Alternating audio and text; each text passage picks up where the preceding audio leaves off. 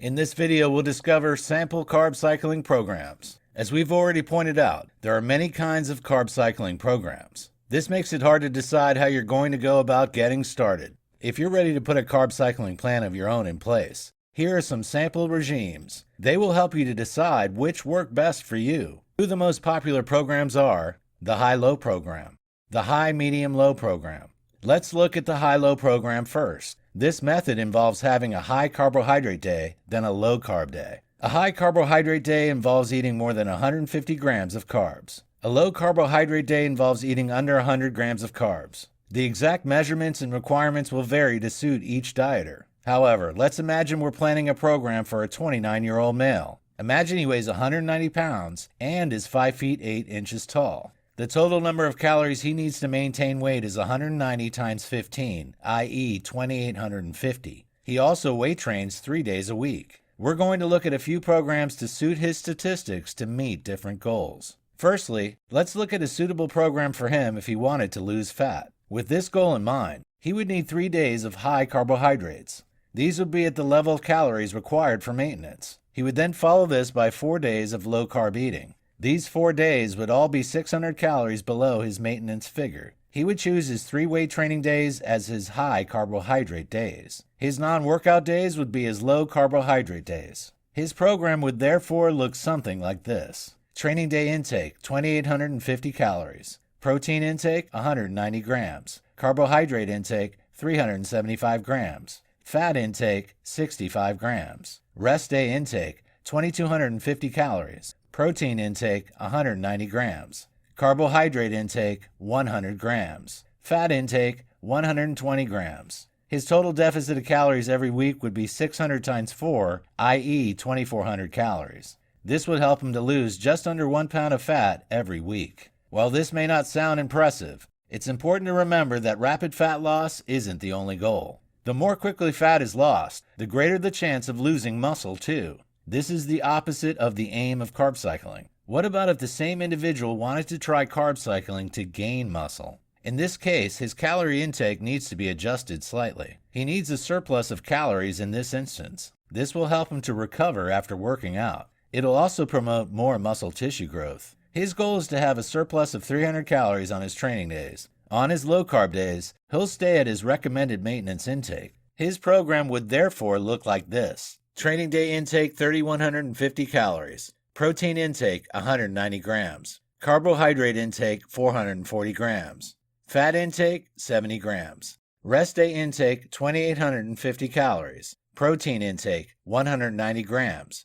Carbohydrate intake, 300 grams. Fat intake, 100 grams. You'll probably notice that the carb intake on a low-carb day is surprisingly higher. Earlier, we said the carb intake on a low-carb day should be under 100 grams. Yet in this case, the individual has a high energy expenditure. Therefore, avoiding excess fat is important. Fat can be stored easily when there's a caloric surplus. Therefore, avoiding too much fat is important to prevent fat gain. Meanwhile, carbs are essential to refill muscle glycogen and promote recovery. This aids in training performance. With this program, the individual is cycling carbs. However, not so drastically as he would to lose weight. Some people find keeping carb intake to under 100 grams on their low-carb days helps them to stay leaner. However, caloric intake must be kept at the same level overall, even on off days. This will ensure a net caloric surplus is maintained over the entire week. What about the high, medium, low method? Well, this involves having a high carbohydrate day,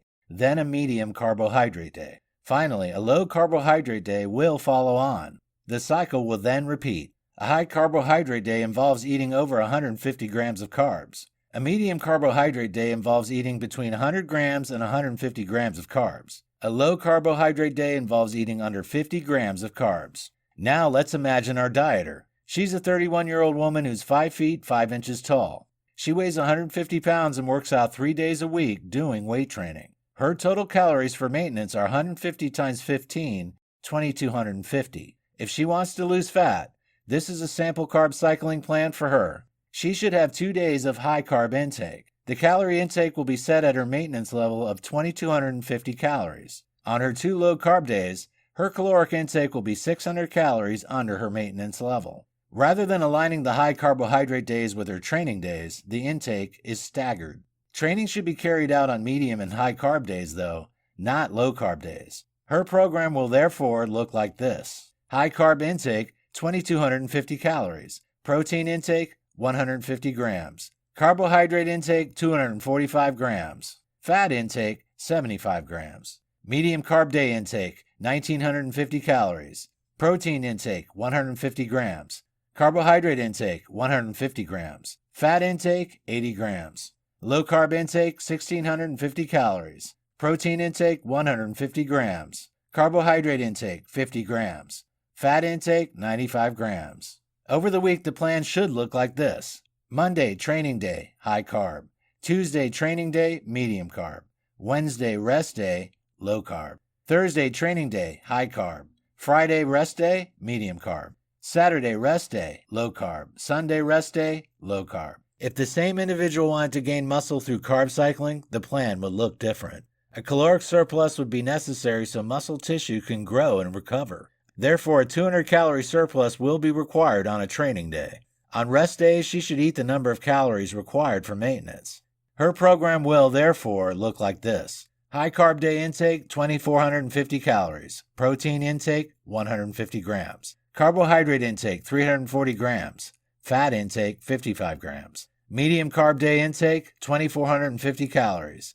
Protein intake, 150 grams. Carbohydrate intake, 240 grams. Fat intake, 100 grams. Low carb day intake, 2,250 calories. Protein intake, 150 grams. Carbohydrate intake, 150 grams. Fat intake, 115 grams. You may have noticed the medium day carb day requirement is higher than suggested earlier. The same reasons apply in this case as applied in the above example. Eating excessive dietary fat in such circumstances can lead to the storage of fat. Therefore, avoiding eating too much fat helps to prevent fat gain. Carbs are vital in recovery and in refilling the muscle glycogen. This helps to boost training performance. The individual in question here is still carb cycling. However, her plan isn't as drastic as it would be if she wanted to lose fat. If you use this method to gain muscle mass, you can adjust the carb and fat numbers to suit you. Some people find if they keep their carbohydrates to under 100 grams on rest days, they stay leaner. This may work for you, but you'll still need your caloric intake to remain at the maintenance level even on rest days. This will ensure you're in a caloric surplus overall during the week. The key nutrition for maintaining and gaining muscle is protein. Nevertheless, it doesn't have to be exceptionally high, whether you want to gain muscle or reduce fat. 1 gram of protein for each pound of your body weight is ideal. Fat and carb totals are important too. However, they can be tailored to your energy expenditure and preferences. How about if you want to maintain your body weight? You can still achieve this goal with carb cycling. You simply need to choose one of the above methods. You then adjust your rest day and training day intakes so they balance out over the week. One way of doing this is to consume 200 calories more than your recommended maintenance level on your training day. On a rest day, you should have 200 calories under this figure. So, if your maintenance intake is 2,500 calories, you'd have 2,700 on training days and 2,300 on a rest day.